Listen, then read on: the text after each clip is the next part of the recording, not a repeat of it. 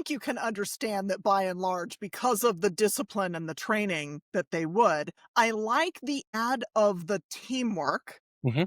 no soldier left behind, Right. and then also especially the add on those soft skills. And the reason why I like that one is in an AI first era now, soft skills are becoming much more important because those can't be AI'd or automated. And I think we're entering into a phase of corporate life where soft skills are much more important than like task based skills, just from my lens. No, I agree. And I flipped that frame from soft skills to power skills a number of years ago in my own lexicon. And partly because of artificial intelligence and the advancement of Hmm. technologies, which is never ending. You're exactly right. There are things that are uniquely human, and those are the power skills. Those are the things, and we both know this, and your listening audience knows this. I'm looking for people who might be managing bots at some point, but those uniquely human things, the ability to think critically with empathy, to be emotive, to understand what I'm getting in the nonverbal feedback and communication from humans. Right now, the machines don't pick up on all of that. There's some really interesting things happening with being able to cognitively, if you will, look at how people communicate, and that's Hmm. pretty cool technology. But Yeah. how I respond still is a uniquely human expression. And so, how do we really incorporate those skills into translating when you're looking to hire people, particularly veterans? They're going to come with a lot of these skills, again, because they've been developed and conditioned Yeah. Yeah. to think this way. And yes, as you mentioned combat, not everyone's been in combat, but even if you haven't been in combat, if you've been a part of any military organization or unit, you've been a part of a high demand, high stakes, high intensity environment. And so being able to operate with clarity and confidence and competence in those environments, those are skill sets that we have. That's why I said earlier, we're eminently trainable. You can teach me to do Yeah. just about anything because I'm gonna consume and catalyze that and transfer it into the work that you're asking me to do. Yeah. No, I like where you took it. That kind of sounds like investor backed fast growth scale ups where you don't have time to think. You have to make decisions really quickly, and they better gosh darn well be a good decision.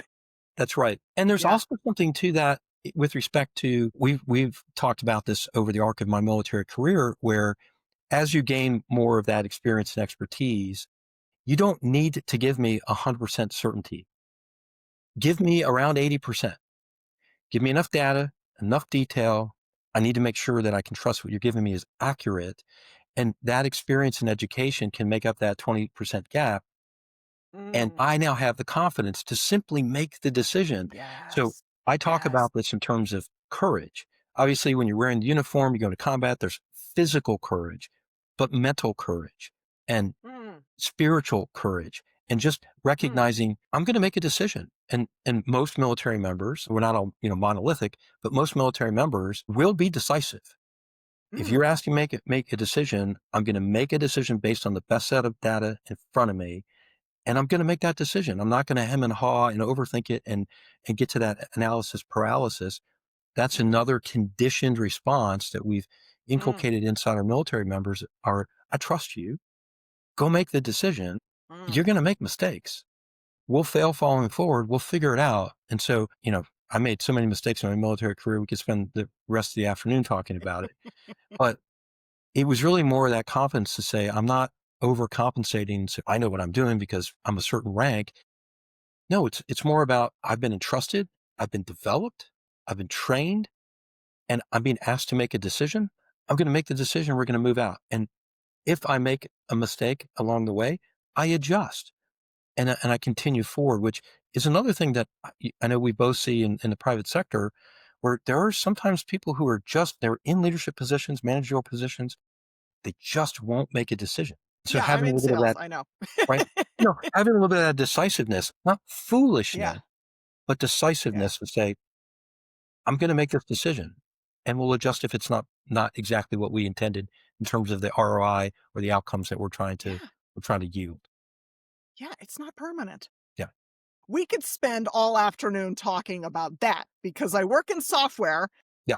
and those deal cycles are 24 months sometimes. And sometimes it ends up with, well, we don't really know. So we're just going to stick with the thing we already have. And you're like, so yes, if we could figure out how to train more people on how to actually make a decision, that would make my life so much easier.